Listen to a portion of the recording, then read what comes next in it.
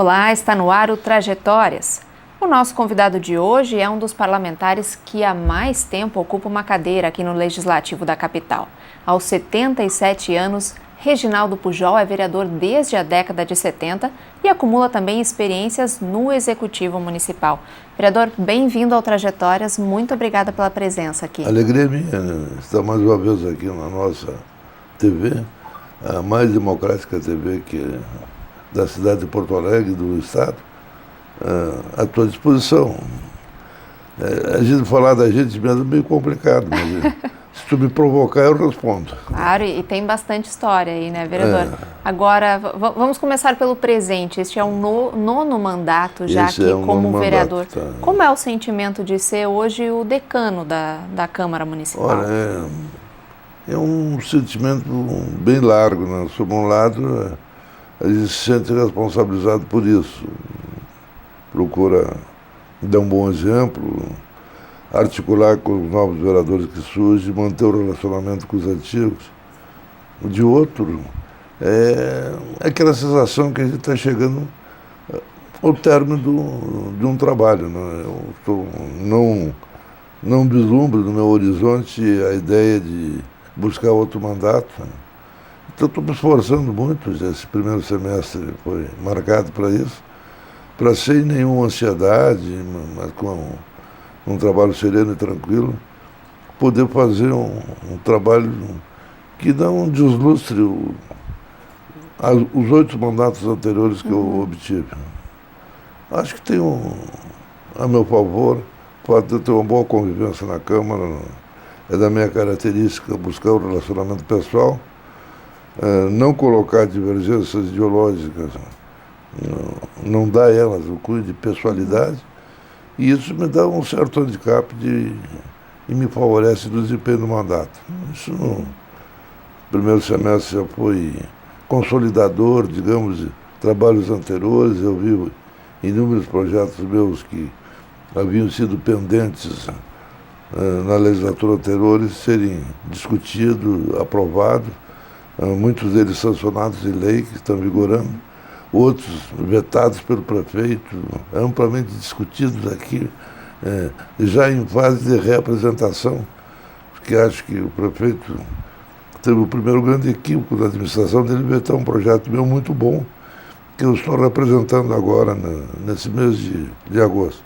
Mas, enfim, a sensação de quem não pode prejudicar uma imagem consolidada, nem tampouco se assustar com a ideia de enfrentar o presente. A Câmara não é a Câmara que eu conheci em 72, localizada no outro prédio, constituída só de 21 vereadores, vivendo um momento importante da história do Brasil, que o Legislativo de Porto Alegre era um dos raros que não teve as suas atividades interrompidas durante o período que eu digo da reorganização nacional e que outros dirão da ditadura ou da exceção. Então, em 72, quando eu iniciei o meu primeiro mandato, essa era a realidade. Agora, vereador, nessa época, quando o senhor entra pela primeira vez na Câmara Municipal, o senhor já estava em Porto Alegre há bastante tempo. Há um bom tempo. O senhor veio para estudar, mas a sua história mesmo começa lá em Quaraí, bem longe daqui, no final da década de 30. Quando criança, vereador, o senhor já tinha essa veia política? No último ano da década de 30, eu surgi no mundo. Né? Exato.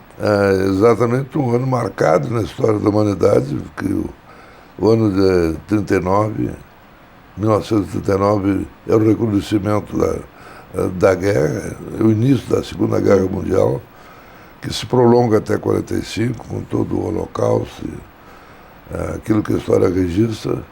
E eu nasci lá na minha Quaraí, 600 e poucos quilômetros de distância de Porto Alegre, numa infância que eu lembro com muito carinho, porque foi muito boa, junto com meus pais, meus avós, meus tios. Minha família é muito grande em Quaraí. Tanto meu pai como a minha mãe tinham muitos irmãos. Então, tinha um por quadra em Quaraí, né? E outros morando no campo ainda. Eu tenho um amigo pessoal que é, inclusive, advogado numa causa minha, que é o Dr. Caio Leal, que é meu conterrâneo. Ele tem 2 anos menos do que eu. E às vezes nós almoçamos. Ainda há pouco nós tivemos um almoço que durou meia hora. O almoço, a sobremesa, que era conversar com reminiscência, mais 2 horas. Eu tenho muita alegria em lembrar a minha infância em Quaraí. O meu cachorro, o Zig, o meu petiço, o Pacu, enfim, aquelas coisas que fazem... São laços que ainda fazem lhe o definem. encanto da minha infância, marcada pelo um desejo do meu pai de que eu fosse bem informado, ao ponto de que ele substituiu o gibi, muito a contragosto para mim. Ele me trazia a seleção Reader's Digest, que falava de coisas que para mim era estrambólica, falar de Marco Polo, nem se falava naquela ocasião informática, telefonia, comunicação, tudo isso não existia. Para mim o mundo terminava do outro lado do rio, onde tinha uma gente que falava uma língua diferente da minha. Os espanhóis, os uruguaios que moram em Artigas, onde eu tenho até hoje pessoas da minha família, eu tenho primos que casaram com uruguaios, foram morar do lado de lá, e primas que casaram com uruguaios da mesma forma. No Pujol tem em Artigas, tem em Salto, tem em vários lugares.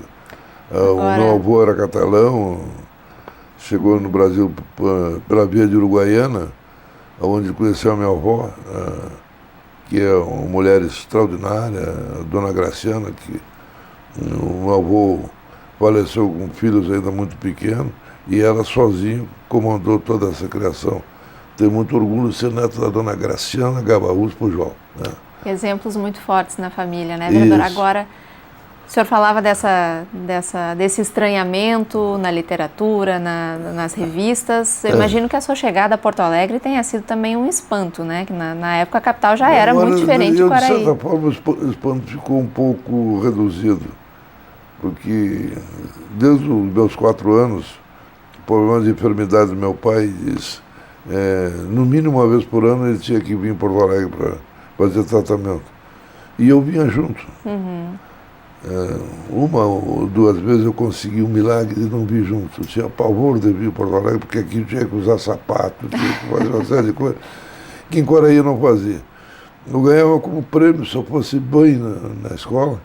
Eu não vinha com eles, eu ficava com meu avô lá no campo, onde eu andava a cavalo, passeava, me sentia muito à vontade. Mas o último ano de residência em Quaraí, eu já comecei a estudar fora, em Santa Maria, Uruguaiana. Então eu comecei aos poucos vindo para cá. De qualquer forma, eu estranhei muito quando cheguei aqui em 54.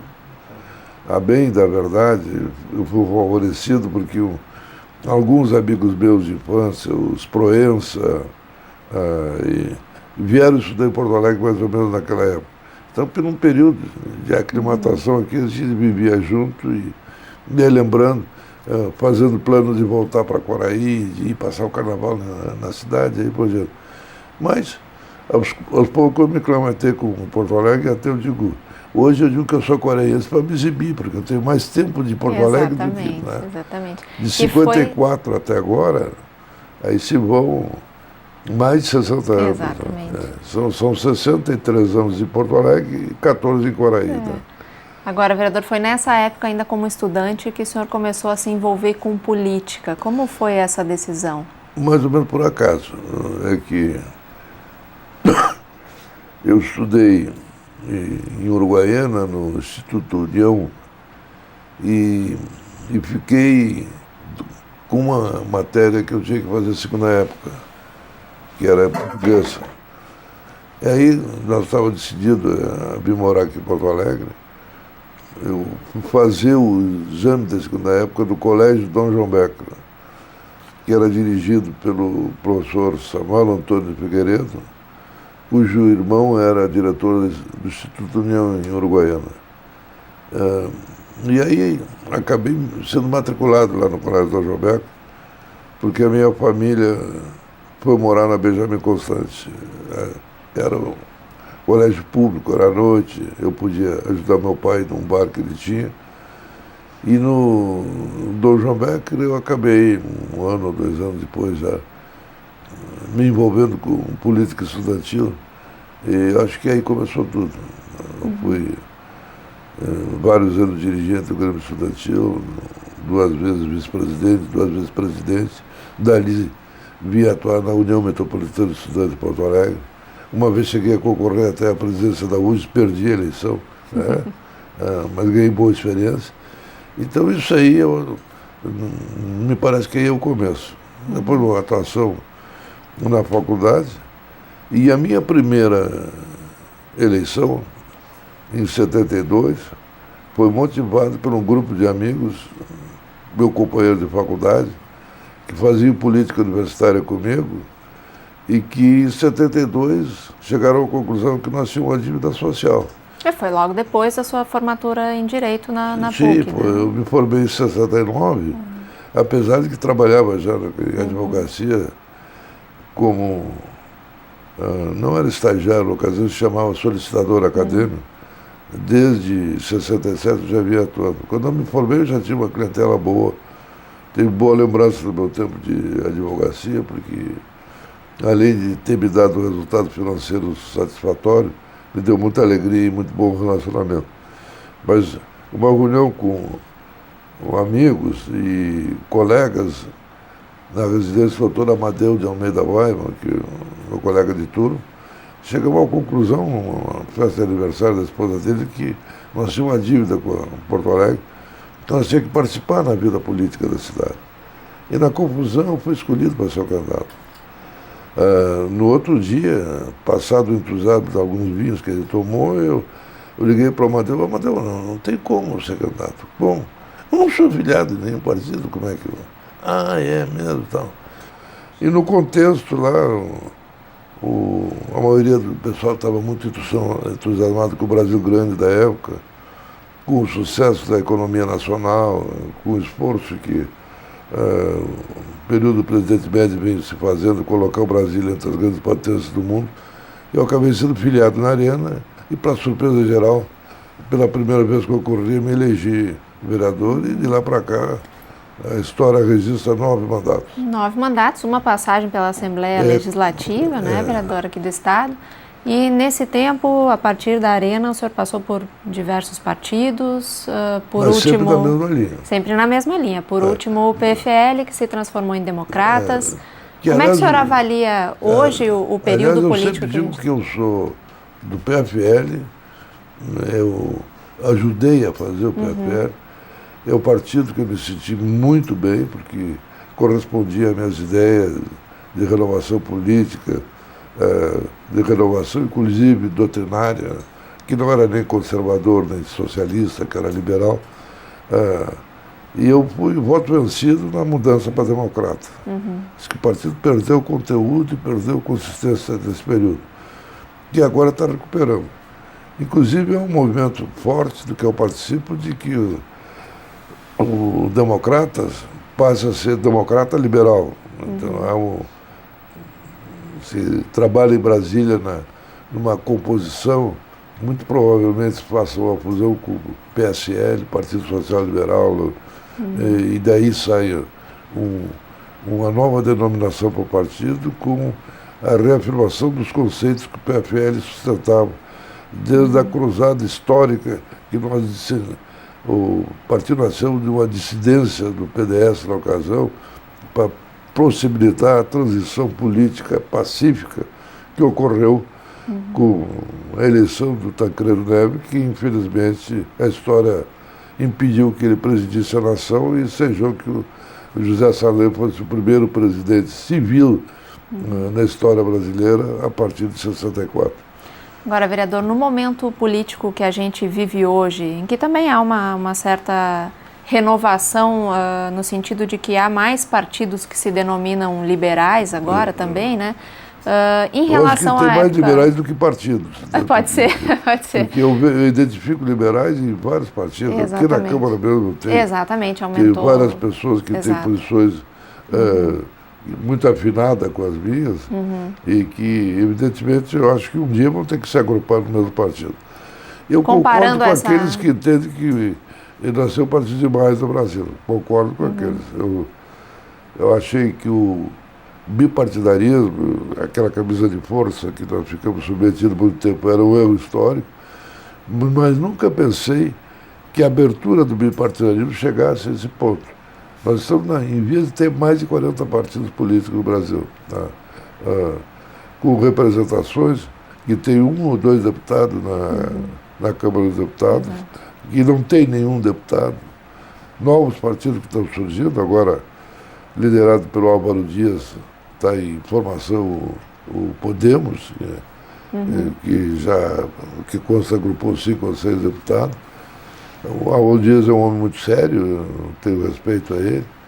Então, mas eu acho que nós cometemos um grande erro, nós, o brasileiro, a classe política, especialmente os deputados, que na omissão permitiram que o Poder Judiciário terminasse com a cláusula de barreira que tinha sido estabelecido, um necessário contingentes eleitorais que os partidos passaram para viver, para ter acesso à propaganda gratuita da televisão, ao fundo partidário, teriam que completar.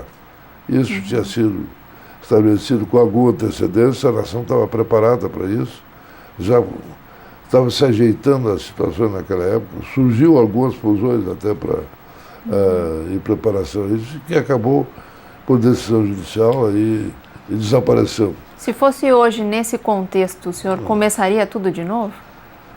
Olha, acho que eu não tenho motivo de me arrepender. É provável que, com a experiência de hoje, algumas coisas que eu fiz com mais entusiasmo eu fizesse diferente. Acho que no conteúdo eu sempre mantive uma coerência política sem radicalidade. Aliás, eu tenho uma pessoa que politicamente me influenciou muito, que foi o ex-vice-presidente Marco Maciel, hoje um homem doente, infelizmente, que numa frase lapidar me deu um mote absoluto para me identificar. Quando ele disse que liberal só tinha um dogma, que era não acreditar nos dogmas. Perfeito. Agora, vereador, com esse lema, o senhor trabalhou em diversas frentes pela cidade, não só aqui no parlamento, principalmente em relação ao plano diretor, que o senhor revisou, presidiu a revisão por 2 vezes. Também teve muitos projetos aqui em outras áreas, incentivando o carnaval, incentivando outras áreas culturais da cidade. Mas no Poder Executivo Municipal, o senhor participou de 3 frentes, na Secretaria de Transportes, no DEMAB, no Departamento de Habitação, e também na Secretaria de Indústria e Comércio. Isso. Teve alguma dessas experiências que lhe calou mais fundo, que lhe marcou mais? Não há como negar que as 2 passagens pelo DEMAB marcaram a minha vida.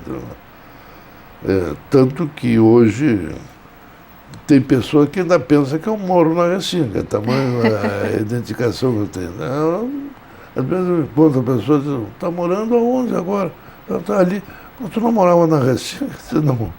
Eu não quis construir uma casa para mim na Restinga porque eu ia frustrar as pessoas que estavam na expectativa de receber a residência. E mesmo que os projetos não eram para satisfazer pessoas com o meu poder aquisitivo, eram para atender pessoas que estavam esperando uma oportunidade de um plano adequado para ter na casa própria. Foi um dos primeiros projetos habitacionais populares, foi um dos primeiros projetos de habitação popular na cidade. Não, o seguinte, a habitação popular em Porto Alegre tem uma história antiga, né? O ex-governador Hildo Meneghetti, quando foi prefeito, criou o Departamento da Casa Popular. Então eles fizeram algumas experiências que atenderam as necessidades da época. Depois, com o surgimento do BNH, na Política Nacional de Habitação, Porto Alegre se adaptou. E o Departamento da Casa Popular foi transformado em Departamento Municipal de Habitação, agente promotor do BNH nos projetos de habitação de interesse social, no qual ele se credenciou como um dos melhores exemplos. Isso me gratifica muito, porque eu tenho continuado um trabalho iniciado por outras pessoas, mais afirmado, com mais intensidade nos 2 períodos que eu estive na direção do DEMAP.